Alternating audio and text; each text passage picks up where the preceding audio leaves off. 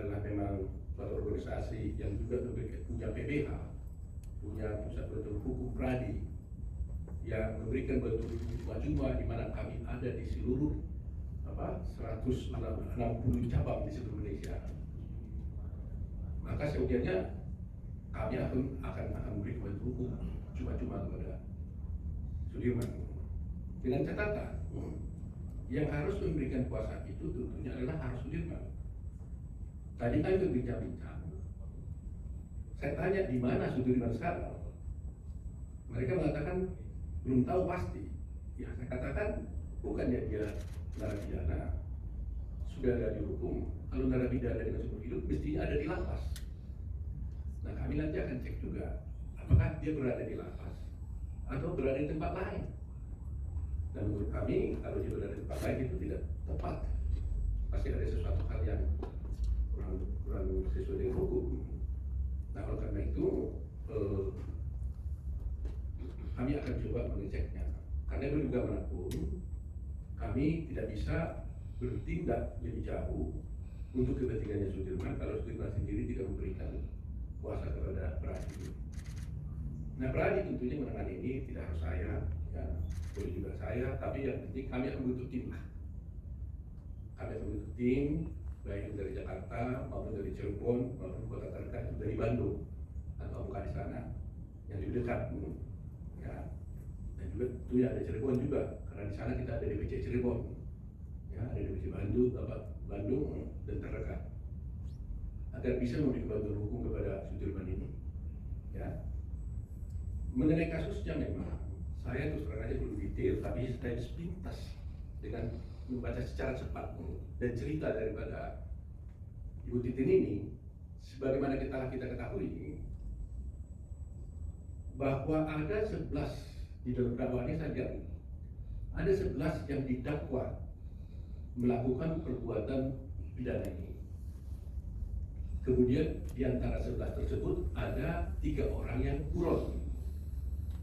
Dari 2 orang yang buron, yaitu saudara Dani dan Andi dan saudara Perong, ya, Peggy Perong, itu dinyatakan buron di dalam perkara ini.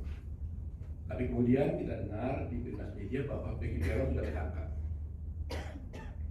Yang 2 lagi, berita yang kita dengar katanya itu buronnya itu fiktif, gitu ya, itu tidak. Saya membaca dengan cepat di dalam berkas perkara ini sangat-sangat aneh.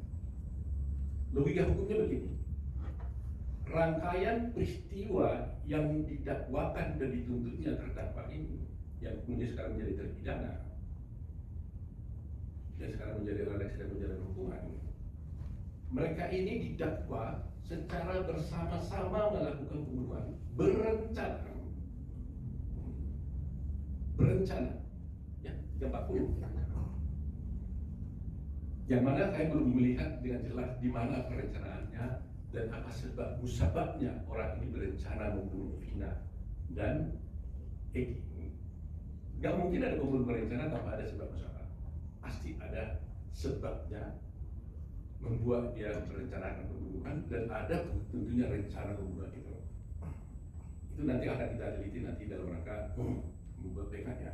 Tetapi yang membuat kami sekarang ini menjadi merasa aneh adalah kalau rangkaian peristiwa itu adalah 11 orang melakukannya, kemudian dikatakan semuanya 11 ini mempunyai peran masing-masing, di mana salah satu yang spesifik saya lihat di sini ada namanya Dani dan Andi yang dikatakan buron dan sampai sekarang dan akhirnya dikatakan fiktif. Itu dia penceritanya. Dani dan Andi ini fiktif, tetapi Peggy katanya ketangkap.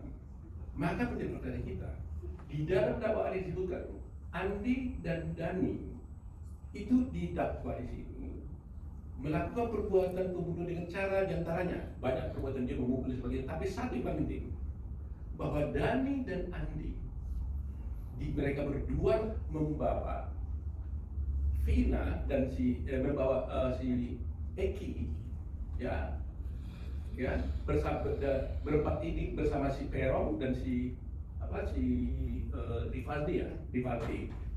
Mereka berempat inilah dengan menggunakan motor membawa Vina dan korban Eki ke flyover.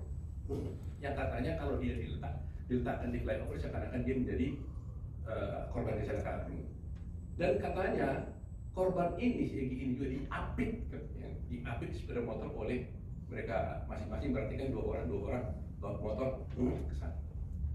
Pertanyaannya, kalau di dakwaan dan dia dihukum untuk gara-gara dia mengikuti pembunuhan dan diantaranya perannya dia membawa korban ini dari tempat kejadian ke flyover, dan sekarang pihak penyidik mengatakan bahwa Dani dan Andi itu adalah fiktif, berarti perkara ini berpotensi fiktif loh.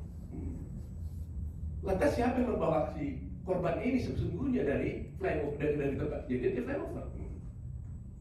Sedangkan di dalam dakwaan ini perkara ini kan Dani disebutkan dan Andi ikut. Oke, kalau yang lain itu Rivaldi dan Peron ada kakak orangnya. Tapi kalau dua ini mengutul fiktif, berarti cerita di dalam dakwaan ini kita dugaannya berdugaan fiktif. Karena katanya di sini mereka lah yang membawa mayat itu dari tempat kejadian ke flyover. Nah kalau dari nggak ada, bagaimana caranya mayat dipindah ke flyover kalau itu dua orang itu fiktif? Terus terang aja masih banyak sebenarnya saya lihat, tapi ini yang menjadi perhatian saya dengan cepat baca tadi ini. Kalau fiktif, benar ya, nggak salah saya, Dani dan Andi fiktif ya. Nah kalau betul itu Dani dan Andi fiktif, maka berarti cerita yang dalam cerita dakwaan ini pun adalah kita duga adalah fiktif. Nah kalau ini diduga fiktif, berarti ini perkara ini kita duga menjadi fiktif pun. Karena ada peran orang membawa mayat dari suatu tempat ke sana, dituduh dilakukan oleh Andi dan Dani, tapi ternyata orang itu nggak ada. Bagaimana ini bisa terjadi? Nah ini adalah merupakan hal-hal yang kami lihat, upaya yang bisa kami gunakan nanti mungkin untuk mengajukan PK. Tapi kebenarannya tentunya kami masih perlu menyelidiki di dalam. Ini masih analisis, ya.